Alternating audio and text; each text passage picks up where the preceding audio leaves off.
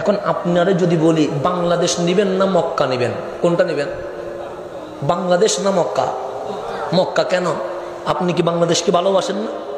ভাষার উপরেও বাংলাদেশ নেন, সেনা নিব না, মক্কা নিব। কেন?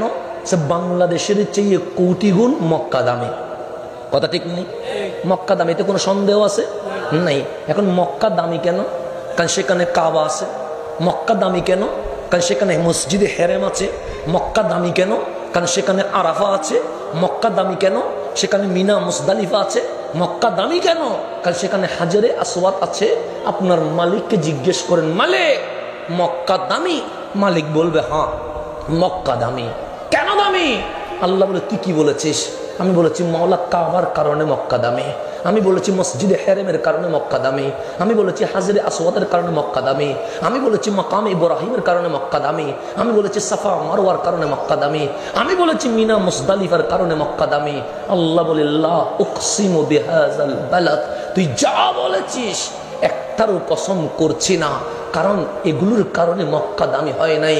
ও আনতা হাবিব, আপনি নবীর কসম, হিল্লুম বিহাযাল বালাদ, আপনার কদম মক্কার জমিনে লাগার সাথে সাথে মক্কার মক্কা নাই, মক্কাতুল মুকাররমা হয়ে গেছে। সেই জন্য ইত্তেফাকুল উলামা, এখানে আকসারুল উলামা নয়, ইখতিলাফুল উলামা নয়, ইত্তেফাকুল উলামা। সমস্ত আলেম ঐক্যমত হয়েছে মদিনার চেয়ে মক্কা দামি। কিসের চেয়ে বললাম? মদিনার চেয়ে মক্কা, কারণ এখানে কাবা আছে, এটা কোনো সন্দেহ নাই। মদিনার চেয়ে মক্কা দামি। তবে সবাই ঐক্যমত পোষণ করেছেন নবীর যেটা রওজা এটা শুধু মক্কার চেয়ে দামি নয়, নবীর রওজা মক্কার চেয়ে দামি, আরাফার চেয়ে দামি, মিনার চেয়ে দামি, কাবার চেয়ে দামি। উলামায়ে কেরাম বলেন লৌহে কলম আরশের চেয়েও আমার কামলিওয়ালার রওজা মুবারক দামি হয়ে গেছে। সুবহানাল্লাহ। এর চেয়ে বড় দামি এই জমিনে আর কিছু নাই। নবীর রওজার কোনো মেসাল।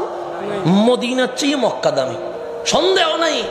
কিন্তু নবীর রওজা কাবার চেয়ে দামি নয়, লৌহে কলম আরশের চেয়ে দামি হয়ে গেছে। সুতরাং নবীর রওজার কোনো মেসাল আছে? ইত্তেফাকুল উলামা।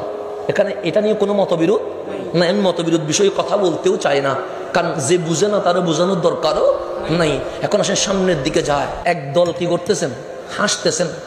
তারা কারা? রহমতের ফেরেশতা। তাদের কোনো দোষ আছে? কোনো পাওয়া আছে? কিন্তু একজনের মক্কার মধ্যে গড়ায় গড়ায় কাঁদতেছে, তার নাম হচ্ছে ইবলিস। তার নাম কি? শুধু কান্না, চিল্লাইয়া চিল্লাইয়া কাঁদে, এই ছাড়া আর কোনো কান্নার লোক। এই রবিউল আউয়াল নয়, শতাব্দীর পর শতাব্দী রবিউল আউয়াল।